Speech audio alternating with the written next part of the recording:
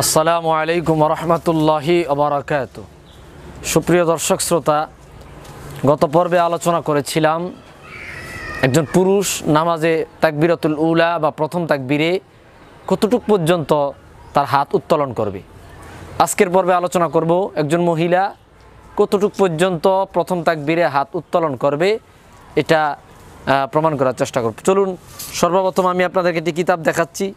এই কিতাবটির নাম হচ্ছে আল মুজামুল কবির, ইমাম তবারানি রহমতুল্লাহ আলাইহি লিখিত 22তম খণ্ড। মুজামুল কবিরের 22তম খণ্ডের মধ্যে এখানে হযরত ওয়াইল ইবনে হুজর রাদিয়াল্লাহু তাআলা আনহু থেকে দীর্ঘ একটি হাদিস বর্ণিত রয়েছে। শেষ অংশের দিকের রাসূল আকরাম সাল্লাল্লাহু আলাইহি সাল্লামের দরবারে ওয়াইল ইবনে হুজর আসলেন। রাসূল অনেক কথা বললেন। পরের সাথে সাথে রাসূল তাকে বললেন, ইয়া ওয়াইল ইবনে হুজর ইদা সাল্লাইতা ফাজআল ইয়াদাইকা হিদা উযনাইকা। হে ওয়াইল, তুমি যখন নামাজ পড়বা তখন তুমি প্রথম অর্থাৎ তাকবীরে তুমি তোমার হাত তোমার কানের লতি নিচ পর্যন্ত উত্তোলন করবা। পক্ষান্তরে ওয়াল মারআতু তাজআলু ইয়াদাইহা তাহতা সাদিয়াইহা, একজন মহিলা তাকবীরের উলা দিলে তখন তার তাকবীরের মধ্যে তার হাত একজন মহিলা তার বুক বরাবর উত্তোলন করবে। এটা হচ্ছে রাসূল আকরাম সাল্লাল্লাহু আলাইহি সাল্লামের পক্ষ থেকে আদেশ সাহাবী, বিখ্যাত সাহাবী ওয়াইল ইবনে হুজর রাদিয়াল্লাহু তাআলা আনহুকে, যেটা মুজামুল কবির ইমাম তবারানি 22তম খণ্ডে বর্ণনা করেছেন। চলুন, আপনাদেরকে আমি আরেকটি কিতাব দেখাচ্ছি। এই কিতাবটির নাম হচ্ছে আল মুসান্নাফ লি ইবনে আবি শাইবা। মুসান্নাফ ইবনে আবি শাইবা, এই কিতাবটির মধ্যে অনেকগুলো আসার আনা হয়েছে, যেটা সাহাবায়ে কেরামের আমল বটে। দেখেন, এই জায়গার মধ্যে দ্বিতীয় খণ্ডে 2482 নম্বর হাদিসের মধ্যে বলা হয়েছে, আন আব্দুর রাব্বি ইবনে যাইতুন কল, তিনি বলতেছেন, রাআইতু উম্মাত দারদা, আমি উম্মাত দারদা রাদিয়াল্লাহু তাআলা আনহাকে দেখেছি, তারফাউ কাফাইহা হাযওয়া মানকিবাইহা হিনা তাফতাতিহুস সালাহ। হযরত উম্মুদ দারদা, বিখ্যাত সাহাবী উম্মুদ দারদা রাদিয়াল্লাহু তাআলা আনহা, যখন তিনি তাকবীরে তাহরিমা বাঁধতেন তখন তার হাত মোবারক তিনি তাহার কাঁধের নিচ অর্থাৎ কাঁধের নিচ বরাবর তিনি উত্তোলন করতেন তথা বুক বরাবর উত্তোলন করতেন। সম্মানিত হাজিরিন, একই কিতাবের মধ্যে আমি আপনাদেরকে আরও কয়েকটি আসার দেখাচ্ছি।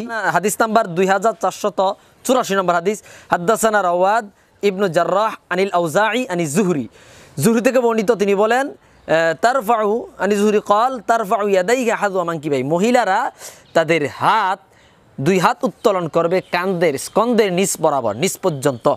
পরের হাদিসটি দেখেন,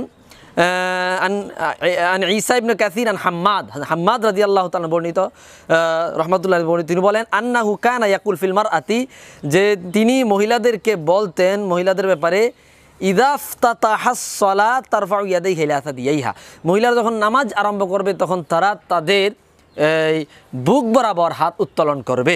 সম্মানিত হাজিরিন, এখানে আর একটা হাদিস নিচে আপনারা দেখতে পাচ্ছেন, একের নিচে, যেটা আতা রাদিয়াল্লাহু তাআলা আনহুকে বলা হয়েছে এক মহিলার দিকে ইশারা করে, যে মহিলারা কি তাকবীরে তাহরিমার ক্ষেত্রে পুরুষের ন্যায়? বলা হয়েছে, আল মারআতু ইয়াদাইহা বিতাকবীর কার রাজুল।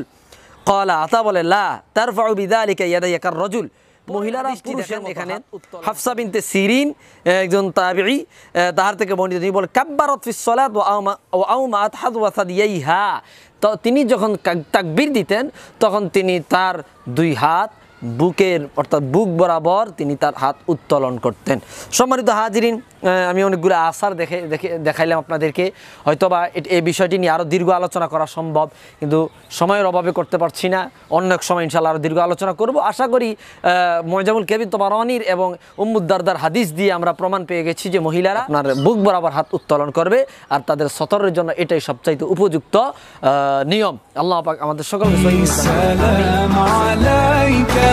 يا رسول سلام عليك يا حبيب سلام عليك صلاة